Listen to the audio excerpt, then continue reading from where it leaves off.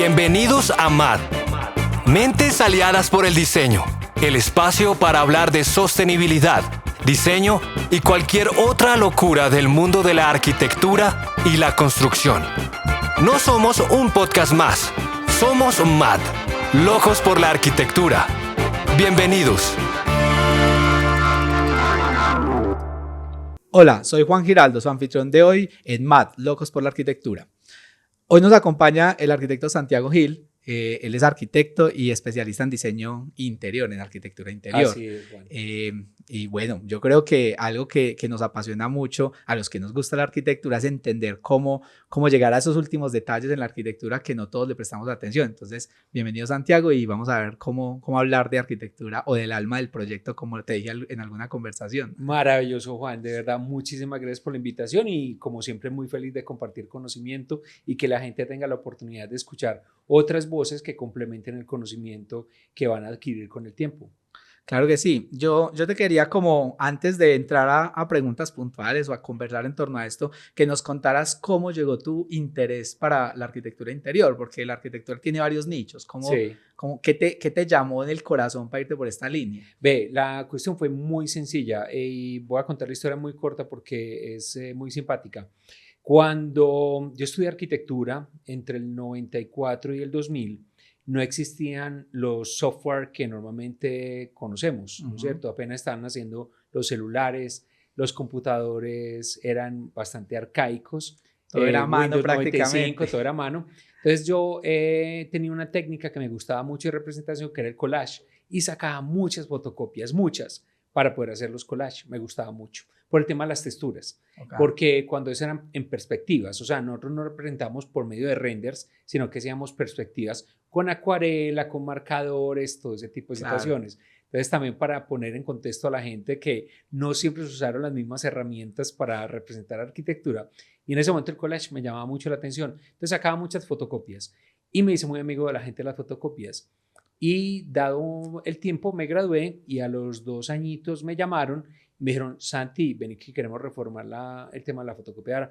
Yo en ese momento estaba trabajando en una ONG francesa que estaban reformando Niquitao, que es un sector de la ciudad de Medellín, que es un sector deprimido, justo ahí donde estaba el cementerio.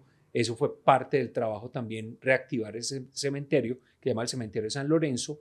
Y bueno, yo estaba trabajando ahí cuando me van llamando para eso. Entonces yo dejé el tema de Niquitao porque la verdad ese tema urbano no es a que me llamaba mucho, me llegaba al alma. Sí. Y me fui, hice esa reforma de arquitectura interior de ese local de fotocopias que eran 2,5 pisos y hermano, conocí el amor. O sea, conocí el amor, es el solo hecho de yo solo. Ahí fue cuando uno descubre como cosas que en la vida muy tarde le explican a uno, y es el tema de la autonomía. Hay gente que valora mucho la autonomía, hay gente que no, pero no se da cuenta porque uno nunca se pregunta: yo valoro la autonomía. No, claro. Se va dando cuenta uno con el camino, y yo me di cuenta que me gustaba mucho trabajar solo, ahí justo en ese momento. Entonces yo diseñé los muebles, diseñé los escritorios, diseñé las luces, diseñé todo, y hermano, eso fue alegría y una explosión impresionante, y ahí fue como conocí la arquitectura interior. Súper, un disfrute constante. Pero impresionante. Y después ya el primero ser autónomo, luego ya ver el otro espectro, que es trabajar con la gente y para la gente. Ahí ya se volquetea. Por eso a mí me encanta decir que la vida no es una línea, sino que siempre tiene sus matices y que lo va llevando a uno a lugares que uno no se sospecha. Yo era muy autónomo y con el tiempo me fui antes todo lo contrario. Valoro ahora más el trabajo con y para la gente. De acuerdo, solo que el tema de la autonomía no se pierde con la gente, solo son variables que entran en la ecuación, porque hay gente que de pronto valora más la estabilidad que da una empresa y un cargo y vas a tener algo fijo, pero no te conecta con la esencia quizá. Así es. Muy particular este ejercicio de empezar con una fotocopiadora. Imagínate. Quisiera conocer ese diseño. Y todavía está vigente, cuando quieras. La gente que está en Medellín, para que sepas, llama el negocio Más Arte Más Imagen y está al lado de Unicentro en Medellín. Entonces, ahí, como estaba cerca de la universidad, yo me gradué de la Universidad Pontificia Bolivariana y de hecho soy docente de posgrado allá en la especialización en proyectos de arquitectura interior. Ahí todavía está ese local y cuando quieran ir a verlo, todavía está ahí. Ya va a cumplir un poco más de 20 años de haber hecho esa reforma. Súper, me tocará ir a conocerlo. Sí, claro. Aquí, mientras hablabas, se me empiezan a conectar varios hilos en eso de que entraste no solo al concepto como muy formal de estructura arquitectónica, sino que hacer el mueble, las luces, lo que empieza a hacer la filigrana y el detalle de la arquitectura interior.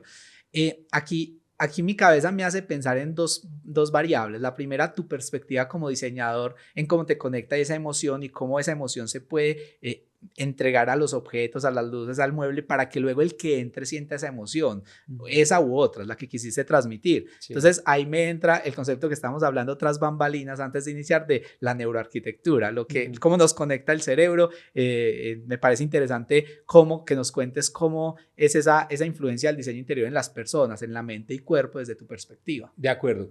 Ve, Juan, sí existe esa conexión del cerebro y la relación con el espacio, pero yo soy muy crítico con el término que actualmente se acuña en todo sentido, que es neuroarquitectura.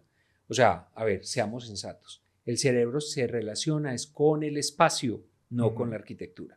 Se relaciona con el paisaje, se relaciona al caminar en senderos, se relaciona al ingresar a tu habitación o a tu espacio. O sea, por eso se llama, para mí es una situación neuroespacial, no es de neuroarquitectura. Ese término es un término de puro mercadeo que simplemente es como para cautivar a las personas y enfocarlas en dónde es que está el campo de acción. Eso sería como lo primero, y es una cuestión que siempre intento como motivar esa discusión en torno a la terminología de las cosas. Me gusta mucho el lenguaje y ser muy claro sobre no solamente el origen de las palabras, sino cuándo las acuñamos, porque sé que todo lo que estamos viendo en este mundo es un tema de comunicación. Y en cuanto a lo que me preguntaste de las emociones y todo lo demás, ahí ya sí considero que hay mucho más valor, pero creo que hay dos caminos. El primer camino es del arquitecto que trabaja para él, pensando en él y diseña para él, y que si al otro le gusta, maravilloso, piensa como un artesano.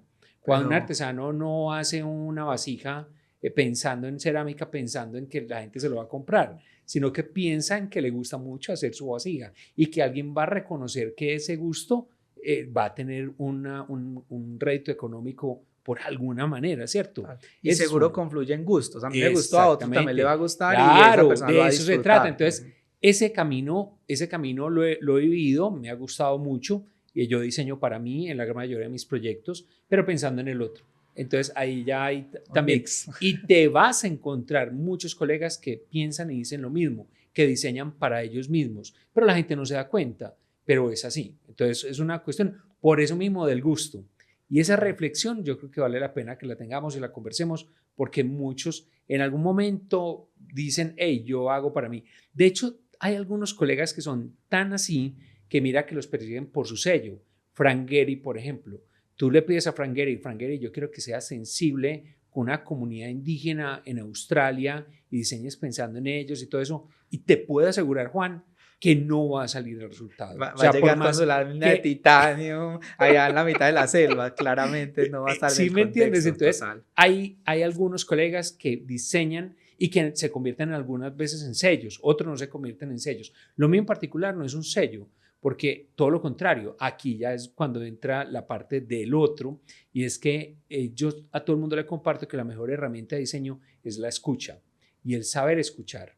Esa es la principal herramienta. Si usted escucha bien, usted entrega muy bien lo que se le está pidiendo, pero muchas veces uno no escucha y no entrega lo que es. Ahí tenemos, por eso volvemos al tema de la comunicación y lo importante que es comunicarnos. Entonces yo sí escucho, pero tengo mis limitantes. Entonces me gustan varios estilos. De hecho, me considero ecléctico.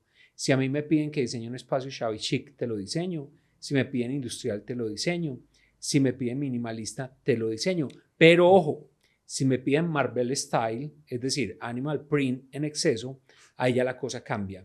Porque yo soy un arquitecto y diseñador de proporciones. Y el animal print lo que hace precisamente con ese camuflaje es anular las proporciones. Claro. Entonces me da mucha dificultad. Mire que no estoy juzgando por gustos. Ojo, respeto ante todo para todos.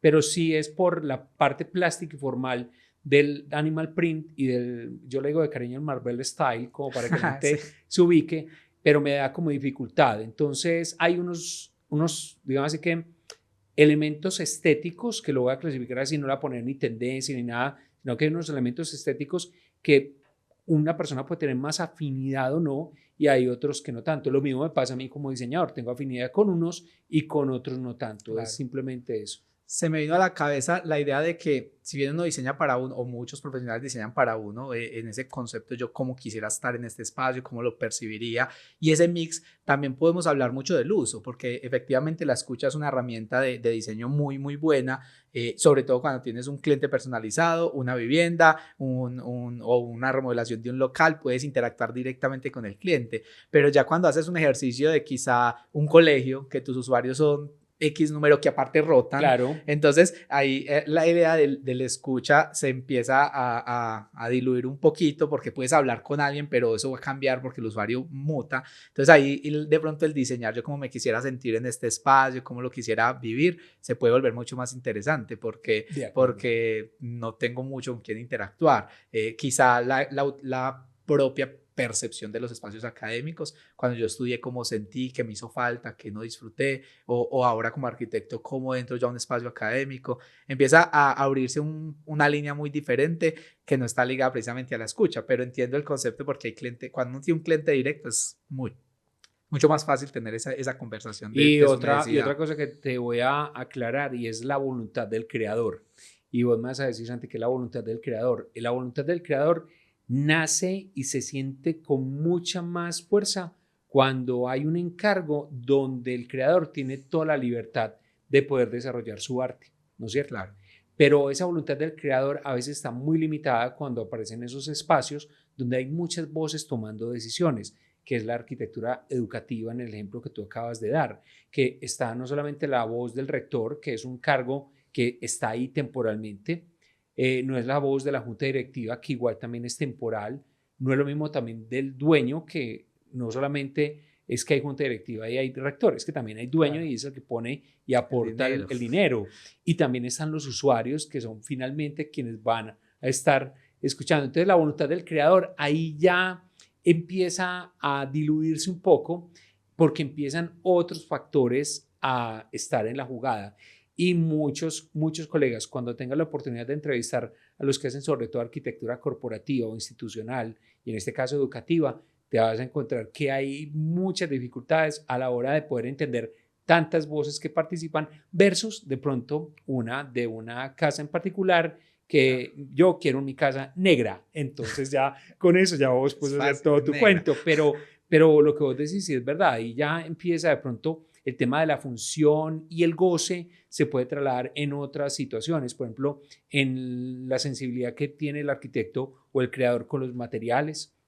Claro. Esa puede ser una, que de pronto la forma que deseaba o añoraba no se puede realizar por factores económicos o por factores de gusto de la junta directiva o lo que sea, pero sí puede desollársela en otros aspectos, y eso es muy relevante dentro de lo que puede ser arquitectura. Entonces, la voluntad del creador está, digamos así, que con directrices en algunas ocasiones mucho más marcadas que otras, pero que yo conozco un creador o un diseñador que tenga la libertad plena, son casos muy contados, contados, casi todos son concertar, y por eso vuelvo y reitero el tema de la comunicación. Si va a haber un nombre para este capítulo, yo creo que tiene que ver, es no tanto la arquitectura interior, sino la comunicación, porque finalmente pasamos más del 90% de nuestro tiempo al interior de los espacios. Claro, mira que esa cifra yo también la he usado en algunas conversaciones y charlas, el 90, se habla de 91, 92. 87, de hecho yo tengo unos colegas que ya desafortunadamente no están más juntos, pero su oficina se llamaba 87%. Cuando te preguntas por prepandemia, es por eso. Era como la cifra, pospandemia se subió a 90, la cifra se aumentó porque estamos mucho en espacios interiores. Y cuando tenemos esa conversación hablamos también mucho, seguramente tú tienes que considerar esta variable mucho en los diseños de cómo involucrar la luz, porque si estamos tan inmersos en digamos desde mi curiosidad en el cerebro, que lo hablábamos ahora previamente, en la persona, de cómo cuando te desconectas tanto de la luz natural, tu cerebro como que tiene un tema de que algo no está bien, y ejemplos traigo, el ciclo circadiano. Yo hablo con muchos médicos en mi círculo social y me dicen por qué hacen los hospitales tan aburridos y por qué las salas de cirugía no tienen una ventana para saber si está lloviendo, es de día, es de noche. Yo salgo deprimido de mi trabajo y es como, oiga, yo nunca había pensado eso. La sala de cirugía es técnicamente súper sofisticada, pero... Y es hermética y no tiene luz natural en la gran mayoría de los casos, ¿de acuerdo? Y me dicen, hay una clínica en Medellín que tiene una de 5 salas de cirugía con ventana y todos somos felices de trabajar ahí. Entonces, como la luz natural, todo lo que puede generar en el estado de ánimo y demás, ¿cómo es esa percepción tuya ya cuando entras en un proceso específico de diseño de pensar la luz o involucrarla, porque es un fenómeno diseñable? Como interiorista te lo digo, el 60% de un muy buen espacio es una muy buena iluminación, y la muy buena iluminación es la combinación entre luz natural y luz artificial, pero es el 60%, o sea, hay espacios maravillosos que vos le pones solamente una silla y ya están perfectos, o sea, no hay que hacerle nada. Entonces, la iluminación sí tiene mucho que ver en eso que estás comentando, porque ahí es donde realmente radica el poder disfrutar de un espacio. Nosotros necesitamos la luz para nuestras actividades. O sea, si no la necesitábamos, pues vaya y venga, pero de verdad que sí la necesitamos, y es que son más de 12.000 años de historia humana que están avalados en que la luz es importante, tanto en el día como en la noche. Y ojo con eso. Ahí yo creo que podríamos entrar a discutir más bien de temas de gustos de luz, porque hay luz fría, luz cálida, y hay clientes que me ha tocado que quieren luz fría en sus espacios, que para la gente que nos está escuchando, explicarles un poquitico de la luz fría, se utiliza mucho más que todo para espacios de trabajo, porque lo que se intenta simular es la luz del mediodía, que es la luz más blanca que nos da en el día el ciclo circadiano, y por eso se utiliza ese tipo de luz blanca, pero a mí me sorprende mucho que la gente la quiere usar en la noche. Y en la habitación. Y en la habitación. Me impacta mucho eso, y es una cuestión de gustos. Entonces mira que por más que técnicamente lo ideal es que sea una luz cálida en la noche, para hacer ya el paso del día al descanso, que eso lo ayuda visualmente, la gente quiere seguir teniendo su mediodía en la noche. Me impacta demasiado eso, que son otros aspectos que seguramente pueden ser relacionados con la neurociencia, que estudia precisamente el tema de cómo nos relacionamos con el contexto, podría ser. Otra que es también la gente quiere ver mejor y tiene que ver un tema ocular, quizás en ese punto, más que de ambientación. Sí, a mí mientras hablabas se me vino la idea de que también es un tema, puede ser un tema cultural. Ajá. O de así siempre fue, y me siento cómodo porque en toda mi infancia tuve luz blanca en la habitación, entonces la luz cálida me genera como poca familiaridad. Sí, sí. Entonces puede ser también un tema de cómo fui criado, en qué contexto, se me acaba de venir como a la cabeza. No, y te voy a retar, y voy a retar a la audiencia a que haga un ejercicio que seguramente no lo han hecho. Por la noche quiero que vean los edificios multifamiliares, o sea, los de apartamentos, para que seamos más claros, y van a ver que hay un 50-50 cuando las luces están encendidas. Hay 50% de luz cálida y hay otro 50% de luz blanca. Bueno, me estoy refiriendo muy en particular a la ciudad de Medellín, que es donde normalmente desarrollo mi vida, pero en casi todas las ciudades le presto mucha atención al tema de cómo es la luz en la noche, porque eso habla mucho de la cultura también.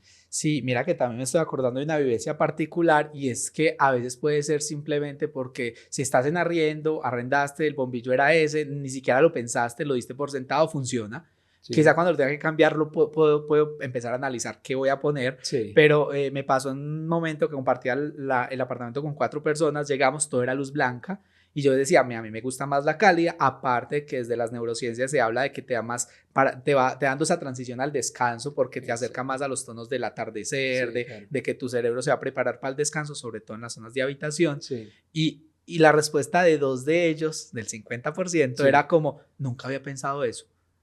Nunca se les había pasado por la cabeza de que uno podía cambiar el bombillo cuando llegó, porque lo dieron por sentado. Entonces también yo creo que se vuelve un tema de apropiación del espacio, que no todo el mundo lo hace por el simple hecho de que lo que hablábamos ahora también tras bambalinas es sí. Que la arquitectura a veces no está tan inmersa en la sociedad, o el diseño interior, como que se han por sentado muchas cosas, así ha funcionado, si este apartamento se hizo así es porque así funciona.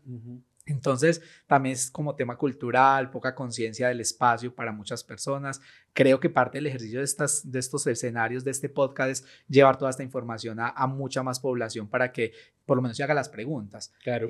Y aparte de hacerse las preguntas, haga los ejercicios, mire los edificios, o cambie el bombillo y pruebe a ver cómo se siente, que no dé por sentado nada, que se permita explorar, y eso quizá le puede dar mejor descanso o quizá no, tendrá que analizarlo, cada persona es diferente y me parece interesante. Y otra que está incursionando, un nuevo amiguito que casi nadie le para bolas, pero yo sí le paro muchas bolas, es el RGB. Y el RGB está incursionando mucho en los espacios y tiene que ver con algunas luminarias que cambian de colores al interior del espacio. Es decir, no tienen que estar dentro de la arquitectura, sino que están por fuera y se sincronizan con los televisores. Y eso genera un cambio de color y un cambio de dinamismo muy diferente a cómo se está haciendo una actividad, que normalmente es una actividad muy básica, que es encender un televisor, pero ya los gamers están llegando con el RGB y eso se está, digamos que en crecimiento. No va a decir que va a ser muy aceptado en toda la sociedad, pero sí hay una nueva población que es muy joven, que está encontrando en el RGB una nueva fuente de hacer. De hecho, los podcasts utilizan mucho el cambio de luces. Aquí tenemos uno, por ejemplo. Claro. Entonces, eso les encanta, literal. O sea, es una situación que quiero que veas cómo el entretenimiento también está dando un paso al interior de los espacios, sobre todo al espacio que habitamos.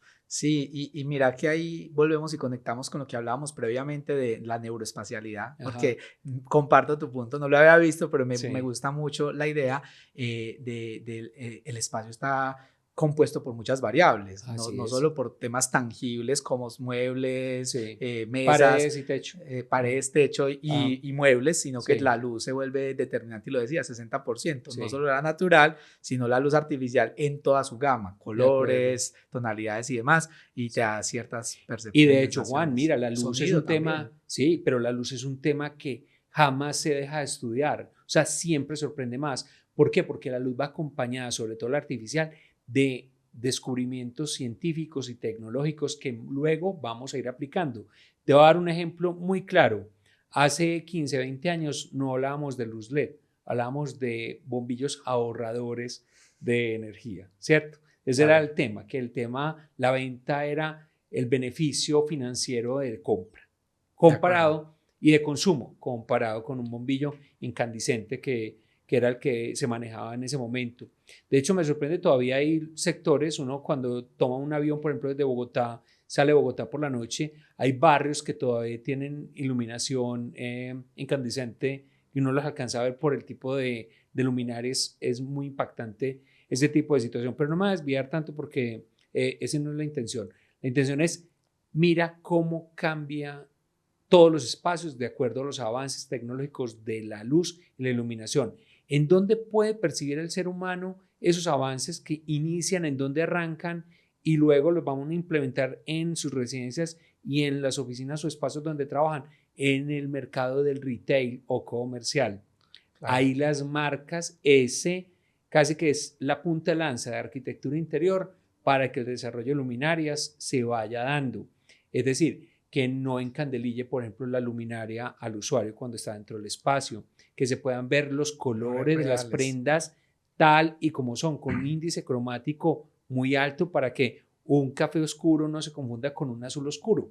De acuerdo, me hiciste acordar algo que mucha gente no conoce del índice de reproducción cromática, o de cuál es el color real, que justo el retail lo tiene que tener súper claro, y que a veces la gente dice, pero ¿por qué si me gustó el vestido en la tienda, en mi casa ya no me gustó? Y es como, quizá en tu casa el índice de reproducción cromática de la luminaria es un poco más estándar, no es especializado, es un bombillo más de mercado. ¿Quién se habrá preguntado para comprar un bombillo en la tienda cuál es la reproducción cromática del bombillo? No, la gente no sabe eso. No hemos pasado de luz fría a cálida, ahora ir más allá, pero efectivamente mira que llega a tener hasta un impacto hasta en cómo te vistes, en qué decisión tomaste para vestirte, cómo iluminas. Recuerdo acá fotos de unos estudios como de cómo la luz en un espejo para arreglarse, para maquillarse, si la pones arriba, lateral, y todos esos estudios, cómo te hace ver la cara más alargada, más ancha. La luz definitivamente nos cambia la percepción global del mundo, no solo de la arquitectura. Me parece muy interesante verlo desde ahí. Sí, por eso te estoy diciendo, para que la gente le preste atención, sobre todo a los almacenes que venden ropa y que sean de marcas internacionales, que le presten mucha atención, porque ahí es donde radica buena parte de los avances que vamos a disfrutar en años venideros. Entonces, también para que sepan que hay una manera de entrar al mercado, la entrada de la luz en la arquitectura interior al mercado es por medio del retail o el comercial. Es un muy buen tip, ¿no? Ajá, exactamente. Claro, se va uno y ya sabe cómo pensar sus espacios futuros. Exactamente, y me voy a omitir marcas para no entrar como en detalles que no nos están patrocinando. Aún, cuña publicitaria. No, me abres el panorama en muchas ideas que seguramente nos dará para hablar en futuros espacios. Seguramente tendremos que ir estructurando otras conversaciones ya específicas quizá de lo que o de ejemplos específicos de arquitectura interior. Yo te quería como preguntar y aterrizar, has dado varios tips y recomendaciones, pero quisiera como un mensaje que le quisieras dejar a la gente como mira, esto ni siquiera el arquitecto diseñador, yo creo que el arquitecto diseñador ya ha hecho muchas investigaciones en torno a, pero ¿qué mensaje le quisieras dar a las personas que habitan los espacios desde la arquitectura, desde tu profesión, como ser conscientes de qué o pensar en qué o pedir qué cuando quieras comprar o diseñar tu espacio, como quisiera pedirte un mensaje para el usuario final, para que lea la arquitectura desde esa perspectiva, más que para el diseñador. Yo creo que el diseñador ha tenido más herramientas en torno a la arquitectura interior, como qué mensaje le podríamos dar a un usuario que va a llegar o a comprar un edificio o a diseñar un nuevo proyecto o siente que podría rediseñar su espacio, ya sea de trabajo, como el espacio de la fotocopiadora, o ya sea su espacio de vivienda. ¿Qué sugerencia les podrías dar? De acuerdo. Bueno, hay muchos que se me ocurren en este momento, pero voy a irme a algo que de pronto no es tan políticamente correcto. Y se trata de que no todo el mundo necesita diseño y no todo el mundo necesita arquitectura. Ojo con eso. Es una de las cosas que en el camino uno se va dando cuenta, pero que uno no se le enseñan cuando está estudiando este tema.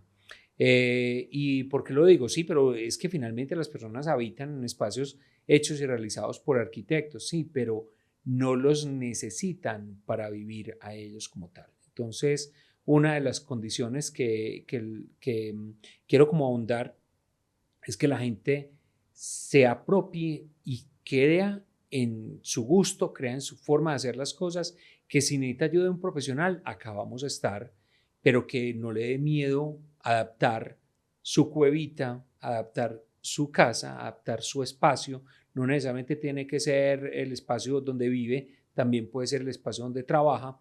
Me pasa mucho porque gran parte de mi vida profesional se ha desarrollado en el tema de salud, sobre todo haciendo consultorios particulares o consultorios ya de profesionales que están no en clínicas, sino que tienen su consultorio en edificios de clínicas, y ese no es su segundo hogar, ese es su primer hogar y es su espacio de trabajo. Entonces también para que vean que el consejo es adapten sin miedo y sin necesidad de ningún diseñador o arquitecto sus espacios, que los hagan propios, que se identifiquen con ellos, que se sientan muy cómodos, porque así también como uno tiene emociones y también le incomodan situaciones y también le incomoda también el clima, porque no, a veces le puede incomodar a uno el calor, el frío, claro, o me siento lleno porque comí demasiado, o tengo una tristeza muy grande en el corazón. También el espacio influye para que esas emociones y esos sentimientos también sigan malucos. Entonces la idea es, los invito a que se apropien de su espacio para que todo lo que hagan en su contexto lo vuelvan positivo y que realmente les ayude a llevar una mejor vida. Sí, me hiciste acordar de una frase que escuché en otro podcast hace poco que decía, el espacio acompaña. Acompaña procesos de recuperación, procesos de recuperación física, la arquitectura mental. Sana, ¿no? La arquitectura sana. Y hay un mensaje que aquí me disculparán, pero no recuerdo el autor, que decía como la arquitectura suma o resta, pero no es neutral.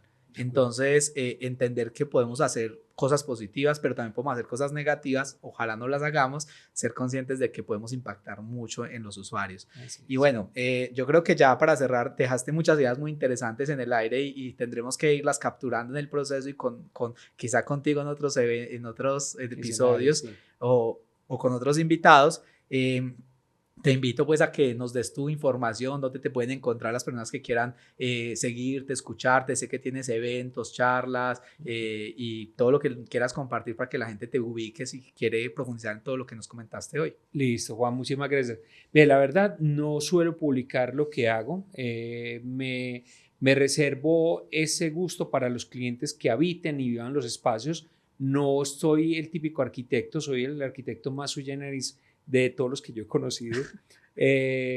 Y una de las situaciones es que no voy a publicar lo que hago, pero sí pueden ver los bocetos, que es el medio con el cual me expreso en arquitectura, y es en @santiagogil.co en Instagram, y ahí ya pueden entonces seguirme. De vez en cuando publico entonces los eventos que mencionas, que participo mucho en charlas porque me gusta mucho difundir, porque creo que hace falta difundir la arquitectura, cómo se consume el diseño. Tú me contaste una anécdota ahora de cómo unir unos colegas en torno a lo bioclimático y poder que todos tengan oportunidades en un futuro para trabajo. Pues lo mismo lo pienso yo y lo comunico yo, y es que la gente no consume la arquitectura del diseño porque no sabe, porque no conoce.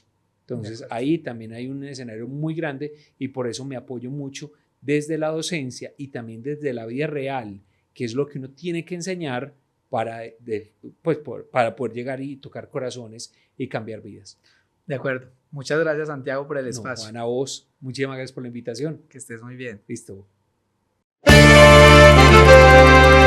Recuerden que MAD está disponible a través de Spotify como MAD Locos por la Arquitectura.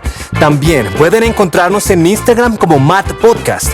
Allí encontrarán videos, resúmenes, el perfil de todos nuestros invitados y, por supuesto, más locuras contadas de la mano de los expertos. Recuerda darle like a este episodio e invitar a tus amigos a seguir este lindo espacio. Si tienes un tema y quieres acompañarnos, no dudes en escribirnos en nuestras redes sociales, seguro te leemos. Gracias por escucharnos. Nos vemos en un próximo episodio de MAD, Locos por la Arquitectura.